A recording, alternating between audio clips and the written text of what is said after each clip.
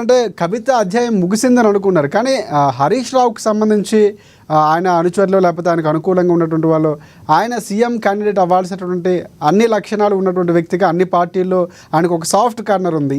ఈ ఈ ప్రోపగండా బయటకు వస్తుంది. ఇప్పుడు ఎందుకు సొంత పార్టీలోనే ఇలాంటి అంశాలు బయటకు రావటం? వార్తలు కేవలం మీరు వార్తలను కొట్టిపడేస్తారు అనుకుంటున్నాను నేను, కానీ ఒక క్లారిటీ ఇస్తే బాగుంటుంది. మీకు కూడా అలాంటి అభిప్రాయాలు ఏమున్నాయా? బీఆర్ఎస్ పార్టీలో ఎటువంటి ఇబ్బందులు లేవు, ఎటువంటి మనస్పర్ధ లేవు ఎవరికి కూడా. ఏమన్నా కవిత గారి విషయంలో కూడా అందరూ కాంగ్రెస్ పార్టీ కావచ్చు, బీజేపీ కావచ్చు, మీడియా కావచ్చు కొంచెం అత్యుత్సాహం ప్రదర్శించి ఏదో జరిగిపోతుంది టీఆర్ఎస్ పార్టీలో ప్రభాకర్ చేశారు. అది ఆదిలోనే ఆగిపోయింది. అప్పుడే చెప్పాను అంతా. కానీ ఒకటి ఆగిపోవడం అనేది రామ్మోహన్ గారు, ఒకటి ఆ దెయ్యాలు ఎవరో ఇంకా క్లారిటీ ఇవ్వలేదు. ఆగిపోవడం లేదు, ఇది కొనసాగుతూనే ఉంటుంది. రాజకీయాల్లో ఆగిపోవడం అనేది ఉండదు అనేది నా ప్రశ్న. అట్లా ఏముండదండి. ఒక విషయం ఏం చెప్తున్నా అంటే, కవిత గారు క్లియర్ గా చెప్పడం జరిగింది, మా నాయకుడు మా సుప్రీం కేసీఆర్ గారు చెప్పడం జరిగింది. ఇక అంతకంటే వేరే మార్గం ఉందని అయిపోయింది. ఇక్కడ దాని గురించి చర్చ అవసరం లేదు. ఇప్పుడు మనం గమనించాల్సింది ఏంటంటే, ఇక్కడ కాంగ్రెస్ పార్టీ కావచ్చు, భారతీయ జనతా పార్టీ కావచ్చు, రెండు కూడా కూడబలుకొని మళ్ళీ టీఆర్ఎస్ పార్టీ ఎదగకుండా జన కుట్ర అంతా ఉన్నారు. దాంట్లో భాగంగా రెండు ప్రభాగండా. ఇప్పుడు కాళేశ్వరం విషయం మనం గమనించినట్టయితే, ఈటెల రాజేందర్ గారు చెప్పిన విషయాన్ని అటు కిషన్ రెడ్డి గారు సమర్థిస్తలేరు, ఇటు బండి సంజయ్ గారు సమర్థిస్తలేరు. ఇద్దరు కేంద్ర మంత్రులు చెరో మాట మాట్లాడుతున్నారు. జరిగిన విషయం ఈటెల రాజేందర్ గారు చెప్తే అది సంజయ్ గారికి మనస్కరిస్తలేదు. ఆ పార్టీ లైన్ కాదు అంటే, పార్టీ లైన్ ఏంది? బీఆర్ఎస్ పార్టీ బదనాం చేయాలి, కేసీఆర్ గారు బదనాం చేయాలి, కేటీఆర్ గారు బదనాం చేయాలి, వీళ్ళ పార్టీ ఎదగకుండా అంతేనా BJP party line? BJP party line ఏం చేసుకోవాలంటే, కార్యకర్తలు ఎట్లా బలోపేతం చేసుకోవాలి, పార్టీని ఎట్లా విస్తరించుకోవాలి, ఎవరైతే జాతీయవాదం పేరు మీద పార్టీ కొరకు పనిచేసారో వాళ్ళకి అవకాశం ఇవ్వాలి. అది వదిలిపెట్టి పక్క పార్టీలకి వచ్చిన నాయకులకు పెద్దపెట్టు వేసి వాళ్ళకు అధ్యక్ష స్థానాలు, వాళ్ళకి టికెట్ ఇచ్చి భారతీయ జనతా పార్టీ మొత్తం కలగురి గంపలాగా చేస్తున్నారు. ఇంకా వాళ్ళు అన్న ఫెయిల్ అవుతారు కాబట్టి మళ్ళీ బీఆర్ఎస్ పార్టీ ఎదుగుతూ కష్టం అని చెప్పేసి కేసీఆర్ గారి నాయకత్వాన్ని ప్రశ్నించే ప్రయత్నం చేస్తున్నారు.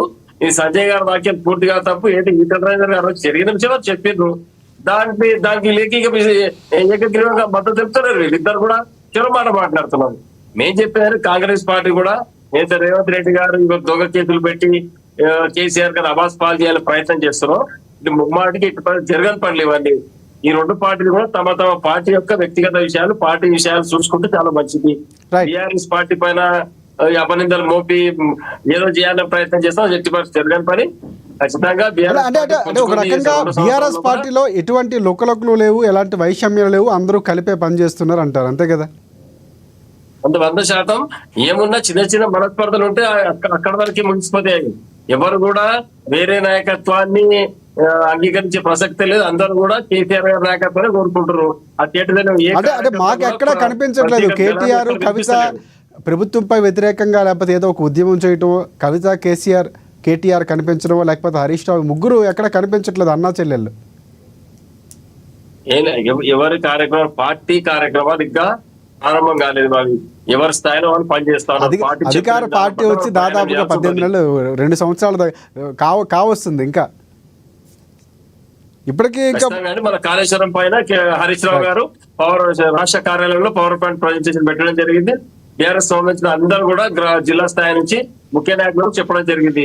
అదే విషయాన్ని అసెంబ్లీ స్థాయిలో సమావేశాలు పెట్టి పెద్ద ఎత్తున కార్యకర్తలకు ప్రజలకు వివరించాలని ప్రణాళిక నడుస్తామని త్వరలో ప్రారంభమవుతుంది.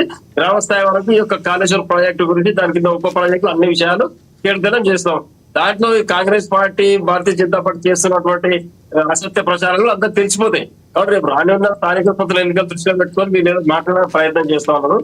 అది కేవలం చీకట్లో బాణం వేసే ప్రయత్నం తప్పితే దాని సక్సెస్ కాదు. ఎందుకంటే రెండు పార్టీలు కూడా తమ విధానాలు మార్చుకొని ప్రజల కొరకు పని చేయాలా, లేకపోతే జాతీయ స్థాయిలో భారతీయ జనతా పార్టీ దేశంలో ఉంది. 11 సంవత్సరాల పరిపాలన మోడీ గారి పూర్తయినది పెద్ద ఎత్తున కార్యక్రమం నిర్వహించుకుంటా ఉన్నారు. ఈ 11 సంవత్సరాలు తెలంగాణ రాష్ట్రానికి ఏమన్నా పెద్ద ఎత్తున తెలంగాణ పని చేసిరని తెలంగాణ ప్రజలకు చెప్పాల్సిన అవసరం ఉంది. అవన్నీ పక్కకు పెట్టి దీనిపై ఈటెల రాజేందర్ గారు మాట్లాడితే ఇది కాదు, పార్టీ లేని కాదు, వ్యక్తిగత విషయం అని అనడం వారికి చెంది అది ప్రజలకు అర్థమవుతుంది. అంటే పార్టీ ఏం పెట్టుకుని కేవలం బీఆర్ఎస్ పార్టీని బదనాం చేయాలి అనే ప్రణాళిక పెట్టుకొని పనిచేస్తున్నట్టు అనిపిస్తుంది బీజేపీ. అది ఎటువంటి సక్సెస్ కాదు. రైట్.